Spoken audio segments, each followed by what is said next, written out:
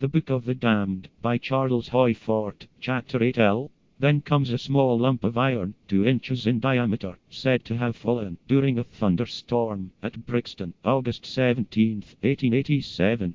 Mr. Simmons says, "At present I cannot trace it. He was at his best at Notting Hill. There's been a marked falling off in his later manner. In the London Times, February 1st, 1888, it is said that a roundish object of iron had been found, after the violent thunderstorm, in a garden at Brixton, August 17, 1887. It was analyzed by a chemist, who could not identify it as true meteoritic material. Whether a product of workmanship like human workmanship or not, this object is described as an oblate spheroid, about 2 inches across its major diameter. The chemist's name and address are given. Mr. J. James Morgan, Edu Vale, Garden, familiar ground. I suppose that in Mr. Simmons' opinion this symmetric object had been upon the ground in the first place, though he neglects to say this. But we do note that he described this object as a lump, which does not suggest the spheroidal or symmetric. It is our notion that the word lump was, because of its meaning of amorphousness, used purposely to have the next datum stand alone, remote, without similars. If Mr. Simmons had said that there had been a report of another round object that had fallen from the sky, his readers would be attracted by an agreement.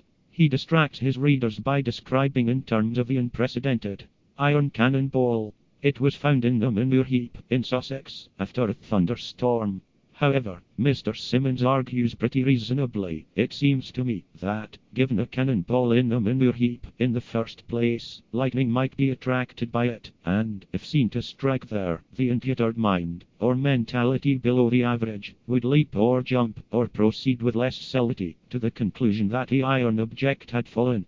Except that, if every farmer isn't upon very familiar ground, or if every farmer doesn't know his own manure heap as well as Mr. Simmons knew his writing desk, then comes the instance of a man, his wife, and his 3 daughters, at Costerton, Westmoreland, who were looking out at their lawn during a thunderstorm, when they considered, as Mr. Simmons expresses it, that they saw a stone fall from the sky, kill a sheep, and bury itself in the ground.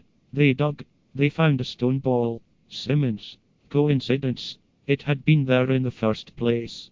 This object was exhibited at a meeting of the Royal Meteorological Society by Mr. Cecil Corris Wilson. It is described in the journal's list of exhibits as a sandstone ball. It is described as sandstone by Mr. Simmons. Now a round piece of sandstone may be almost anywhere in the ground in the first place. But, by our more or less discreditable habit of prying and snooping, we find that this object was rather more complex and of material less commonplace. In Snooping Through Knowledge, October 9, 1885, we read that this thunderstone was in the possession of Mr. Cecil Corris Wilson, who tells the story of the witness and his family, the sheep killed, the burial of something in the earth, the digging, and the finding. Mr. Cecil Corris Wilson describes the object as a ball of hard, ferruginous quartzite, about the size of a coconut, weight about 12 pounds. Whether we're feeling around for significance or not, there is a suggestion not only of symmetry but of structure in this object. It had an external shell, separated from a loose nucleus. Mr. Corris Wilson attributes this cleavage to an equal cooling of the mass.